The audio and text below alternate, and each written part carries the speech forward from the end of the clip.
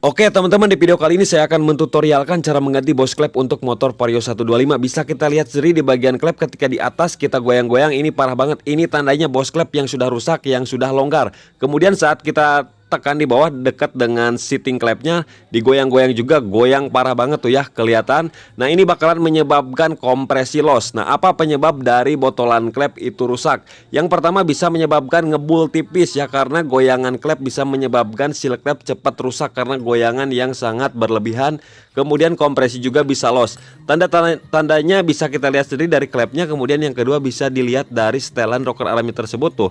Untuk setelannya sudah ada jeber ya, akibat goyang, jadi nggak lurus nekennya, jadi kiri kanan. Kemudian langsung kita ganti bos klepnya secara manual ya.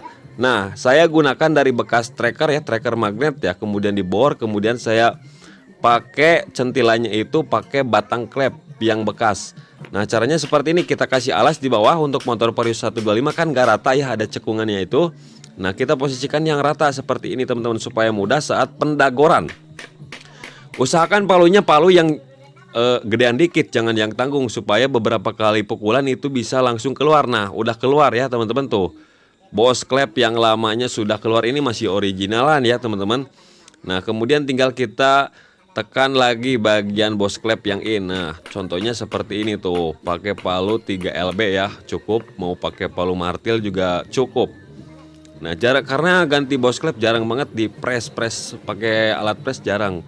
Pasti semua tukang bubut juga dipukul seperti ini. Nah kemudian untuk persamaan bos klep motor Vario 125 150 PCX itu bisa menggunakan bos klep Karisma. Nah cuman lebih panjang dikit ya, lebih panjang 2 mili, lebih bagus, efeknya lebih bagus, bukan berkurang ya. Karena lebih panjang otomatis goyangan ataupun penyangga lebih maksimal teman-teman.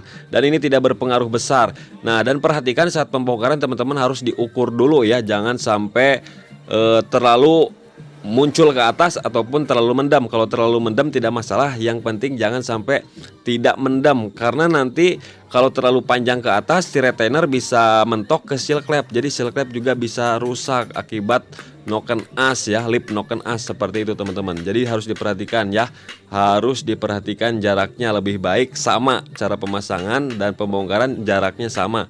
Nah untuk proses pemasangannya kita gunakan alat yang tadi yang pas saat kita bongkar. Nah kita gunakan seperti ini.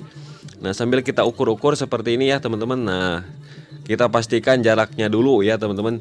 Pokoknya harus dipastikan jaraknya seperti ini. Nah pukul aja seperti itu.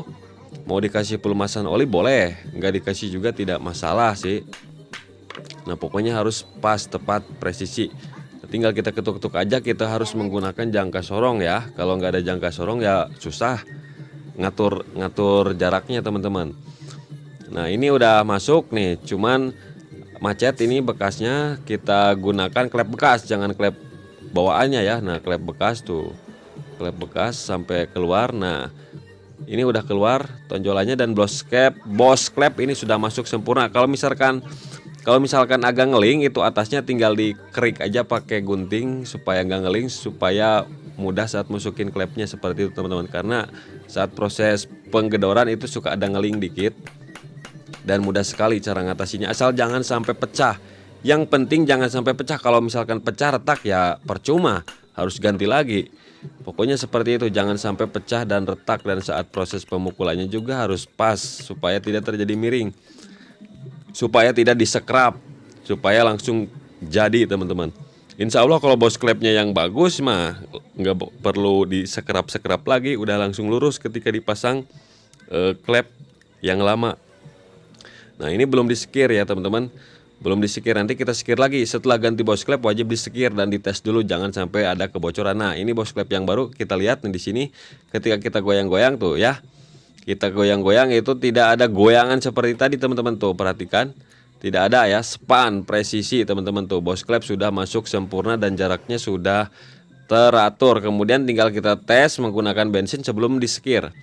Nah ini aman ya tuh, bensinnya tidak keluar banyak tuh, ini ada rembesan dikit dan tidak perlu disekrap seperti ini.